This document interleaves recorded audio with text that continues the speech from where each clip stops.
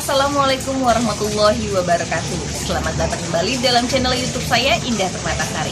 Untuk teman-teman yang baru hadir, saya ucapkan selamat datang. Dan yang sudah lama subscribe, terima kasih banyak atas segala dukungannya. Semoga silaturahmi kita selalu terjalin. Amin. Hari ini saya akan memberi penjelasan tentang cara merawat aglonema. Nah, kebetulan saya beberapa hari yang lalu sempat membeli aglonema. Jenisnya aglonema lokal dan duk anja. Dan untuk pemberian pupuk di petani tanaman hias, biasanya kita menemukan aglonemanya warnanya tidak cerah. Nah, gimana sih cara perawatan yang baik dan agar membuat tanaman aglonema ini berwarna cerah? Kalau petani tanaman hias biasanya itu memberikan pupuk, kalau nggak salah ya itu ada kalau yang petani-petani yang biasa itu memberikannya hanya pupuk vitamin NPK. Nah, padahal NPK itu memang sebetulnya baik untuk tanaman karena dia bisa menyuburkan dan juga bisa melebarkan daun. Akan tetapi ketika memberi pupuk NPK kepada aglonema, warnanya itu agak sedikit lebih kurang jelas dibandingkan dengan pupuk tambahan lain. Nah, ini contohnya ya. Kebetulan saya sudah punya jenis 2 aglonema. Yang ini sempat beberapa hari yang lalu yang saya bilang saya beli baru pada petani tanaman hias. Dan yang ini adalah jenis aglonema yang sudah rawatan. Lihat ya untuk perbedaannya. Kalau yang sudah rawatan itu warnanya tuh lebih terang dibandingkan dengan aglonema yang baru datang. Jadi wajar ya untuk sahabat Indah, kalau yang baru beli aglonema namun warnanya belum cerah, itu nggak usah khawatir karena kita bisa memberikan pupuk tambahan untuk memberikan nutrisi kepada tanaman agar berwarna cerah. Nah, contohnya nih sekarang ya, sahabat Indah bisa lihat nggak? Boleh dong Nah, sahabat Indah bisa lihat kan jenis aglonema yang sudah memang rawatan, warnanya itu sudah cerah-cerah. Jadi walaupun dia daunnya lebar, tapi dia juga memiliki warna yang terang. Kalau yang ini jenisnya adalah jenis pink yulia.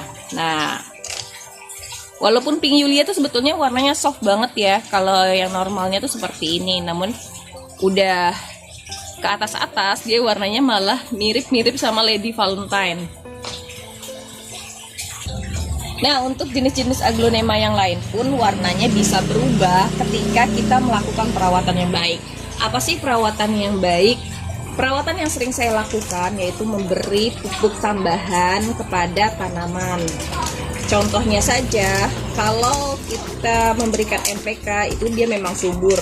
Nah, ini saya tidak menyebutkan pupuknya ya, tapi mungkin para sahabat Indah dan para pecinta tanaman hias memang sudah tahu ya jenis pupuk ini pupuk apa yang agak sedikit susah dicari. Namun ini khasiatnya tuh bagus banget buat mempertahankan warna agar jauh lebih terang dan juga menyuburkan. Dan pemberian pupuk ini pun hanya diberikan 2 bulan sekali. Jadi untuk sahabat indah bisa menghemat kalau menggunakan pupuk ini. Nah, daunnya subur-subur ya. Nih yang saya berikan pupuk tuh nggak banyak, cuma segini. Terus kita berikan pada pinggir-pinggirannya saja. Warnanya insya Allah bisa cerah. Dan setelah kita memberikan pupuk, biasanya saya juga menjemurnya setiap dari jam 8 pagi hingga jam 10 pagi agar warnanya tuh lebih terang.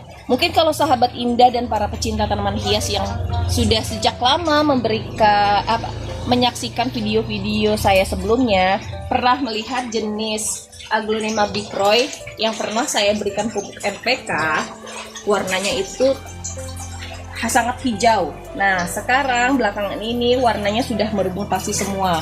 Nah, sahabat indah bisa lihat deh di sini.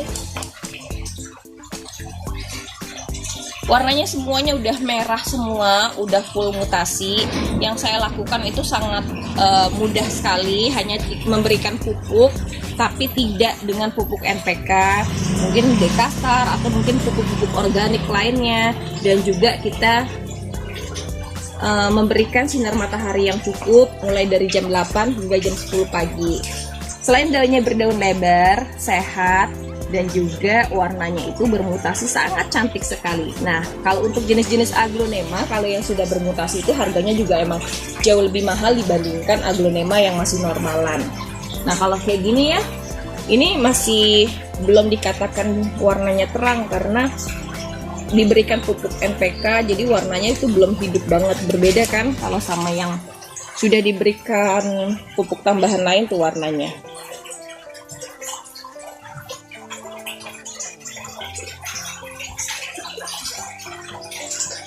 Rutinitas yang wajib kita lakukan selain memberikan pupuk tambahan, kita juga wajib menggemburkan tanah.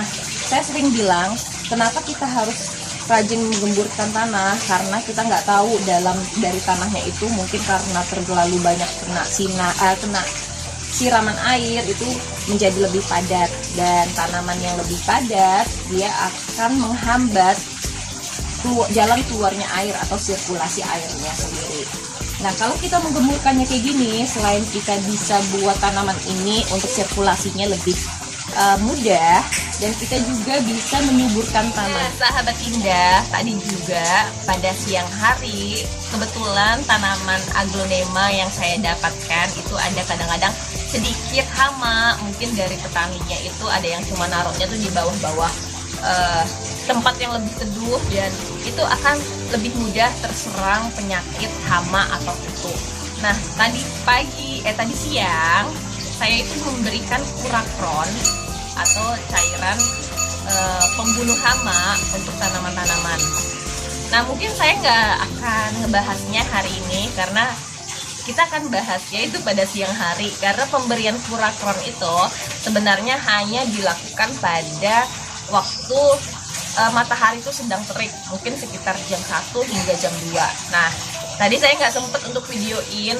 Next akan saya buat videonya juga cara memberikan Kurapron agar tanaman itu terbebas dari hama, kutu, terus pada cacing-cacing yang ada juga. Terus kalau itu kadang-kadang suka pada musim hujan ini tuh suka ada yang namanya ulat kecil atau ulat yang kayak keket itu.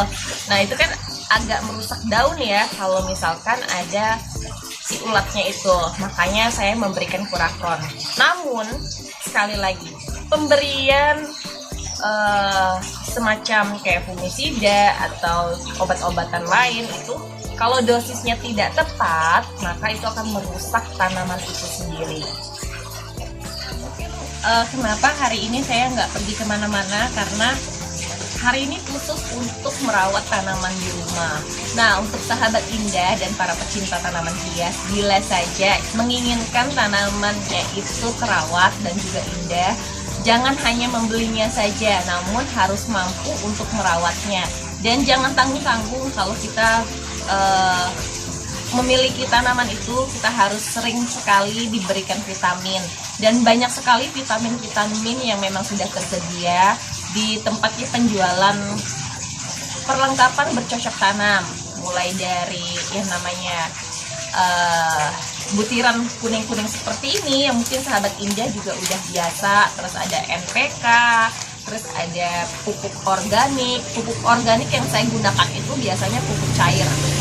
Nah, kalau nggak mau pupuk-pupuk tambahan seperti yang harus kita beli, sahabat Indah juga bisa kok bikin pupuk organik sendiri dengan cara memblender toge, terus ada bawang merah yang pernah sudah saya sampaikan juga ya caranya bagaimana untuk memberikan pupuk organik pada tanaman agar berdaun sehat. Namun kalau yang nggak mau ribet-ribet banget, harus bikin dulu, harus fermentasi dulu, ya mungkin caranya dengan membeli pupuk organik cair, terus yang sudah saya sebutkan tadi, NPK, Osmocote, dan lain-lain.